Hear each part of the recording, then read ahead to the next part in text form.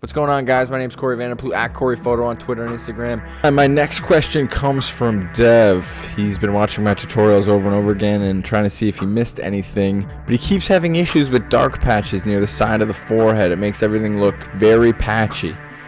Is that lighting, or is it something that can be fixed with dodge and burn? Alright, so let's dive in.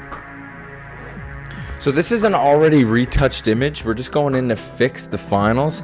So the thing I'm going to use the most is a new layer with dodge and burn. So I'm going to do a soft light with 50% fill, and we'll call this DB. And then just for fun, I'll make a new layer called healing brush. But then again, there's no quick trick to this. If you're going to be doing dodging and burning, you just have to take your time and chip away at it, like I told Dev. So you can see all of these small clusters in here of white, and what we want to do is darken those. So wherever you see white, darken it down. So that's all we're going to do. So I'll catch you on the jump after I do this.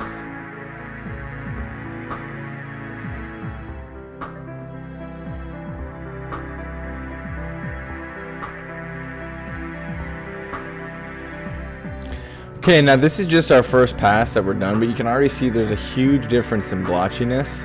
And now let's attack the dark spots. So we're gonna switch over and go to the dodge tool and attack our light spots. So catch you after the jump.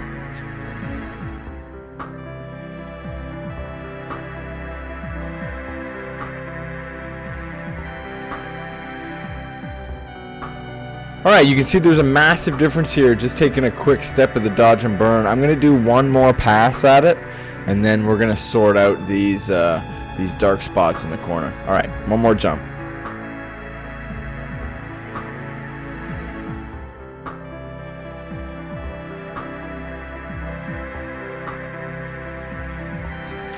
Alright, here you can see we have made a massive difference in the blotchiness, especially in and around the forehead and around the skin. When I flip it on and off, it's huge. Now, I would prefer to work on a raw file, so this is the first thing I did. You can see there's color moves, there's contrast. They've done all of my moves, and then we're doing skin. So this is almost just to show you how far you can take it after these moves have been done. Now what I'm going to do is I'm going to use the healing brush and just go in and fix up a few of these key spots.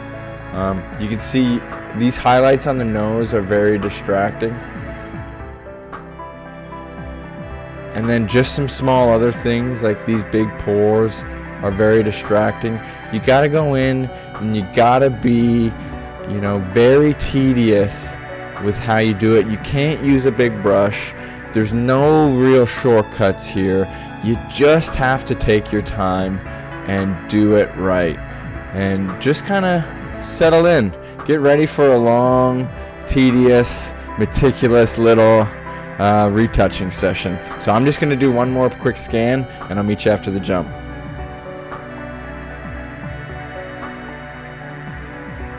So really what you're looking for is things that grab your eye. So as I scan out here, I can see that there's a little white mark here, there's some white marks in here, there's some blotchiness in here, there's some white marks in here. So that's really what you're going for. Zoom out, see what catches your eye, and go in and fix it.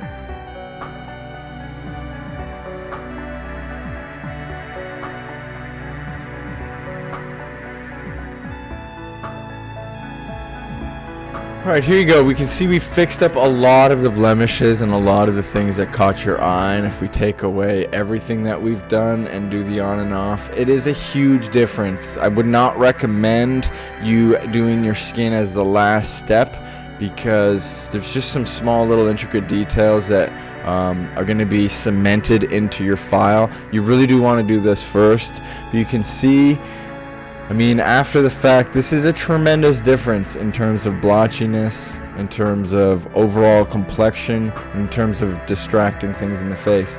Now the original thing that was brought to my attention was the blotchiness on the side here. So let's just go ahead and make this part, a lot smoother. And then we're just going to mimic something very similar on the other side. So what we're doing is, you can see that it is a bit blotchier in here, so we do want to go with the burn tool. And you just want to paint it in a little bit more. I'm going to use a bigger brush and just get it a little bit darker.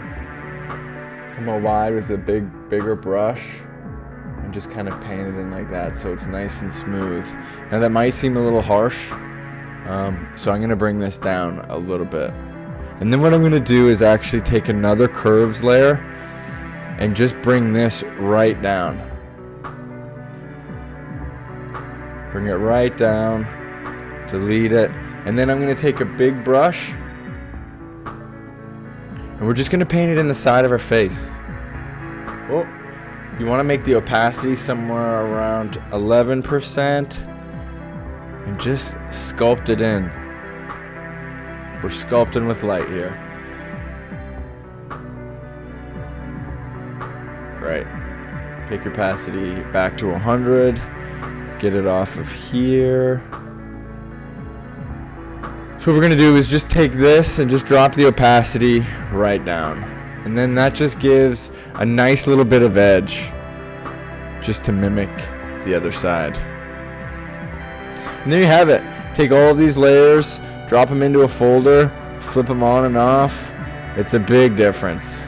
Helps a lot with the complexion, a lot with the smoothness of the skin. But again, I do recommend you do this before all of your retouching all of your color moves, all of your tones, your brightness, contrast. Skin should be done first.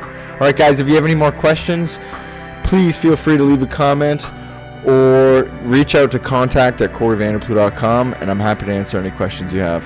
Happy shooting!